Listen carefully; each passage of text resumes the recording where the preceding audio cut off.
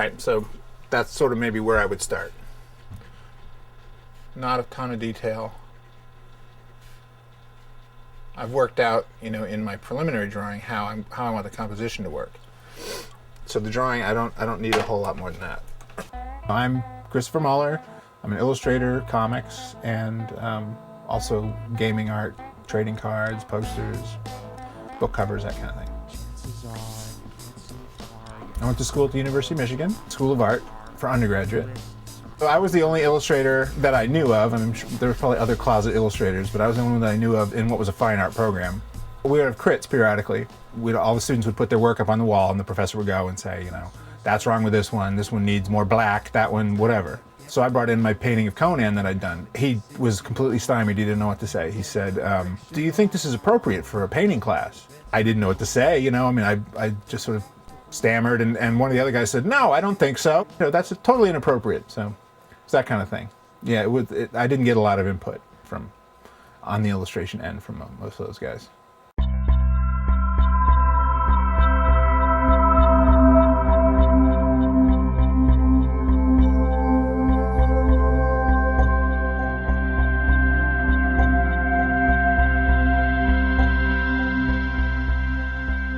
When I got out of school, I went back to Syracuse, which is where I grew up, got a studio, and started working on a portfolio for advertising, book covers, that kind of thing. And I met another artist, a guy called Richard Williams, who had a kind of Norman Rockwell look to his stuff. Very successful illustrator, had an agent in New York. And he said, well, let me look at your portfolio and I'll help you out. So I sort of mentored with him for a year, maybe year and a half. And he was helping me do this one Grapes of Wrath cover. It was, the sample was going to be Grapes of Wrath. So I had posed my dad as the guy, and my next door neighbor's wife was the mom, and then there was the kid with the little hat kind of askew in front of this old beaten up like buggy. And it was really bad, and we kept working it, and finally he said, I think we need to stop and you need to just learn how to draw. Which of course for me was like a huge insult, because I'd just gotten out of 4 years of school and I thought I was ready to, go out there and take the world by storm. But that's what I did. He said, just draw like 100 heads a day and 100 hands a day, and then just bring them in, we'll go over them. So I did that for a long time.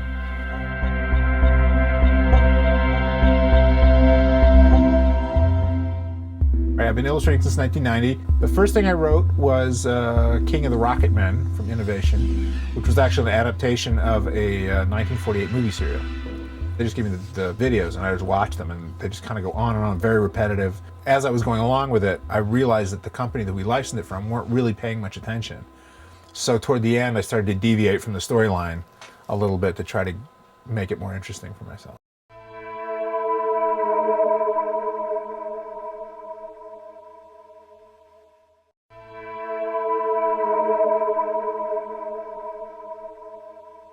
The Iron Empires took form mostly in the form of sketchbooks.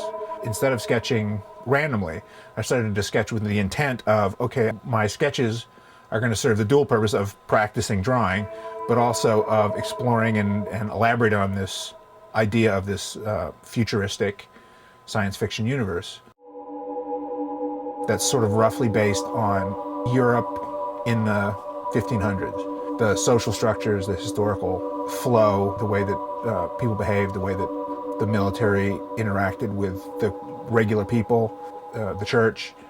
Those were all things that I wanted to explore in a futuristic setting.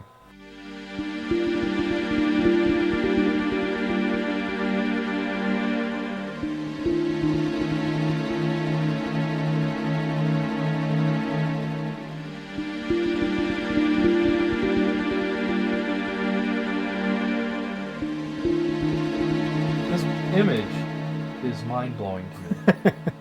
The idea is that he's passing out, sort of, and then he's coming to, as if it were dissolved, sort of. Right. It's cutting to this scene. It's a graphic way of making that transition.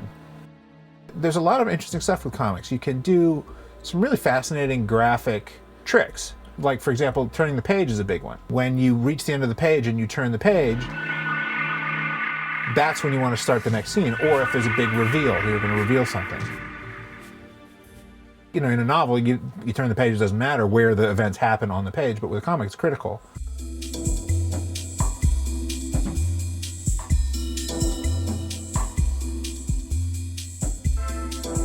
There's an interesting stage in learning how to paint where you are afraid of everything, because just trying to get the nose to look like a nose it took days. And when you finally got it, the idea of, oh, the nose is a little too far off to the side, I better wipe it out and repaint it in, is just like, can't imagine doing it.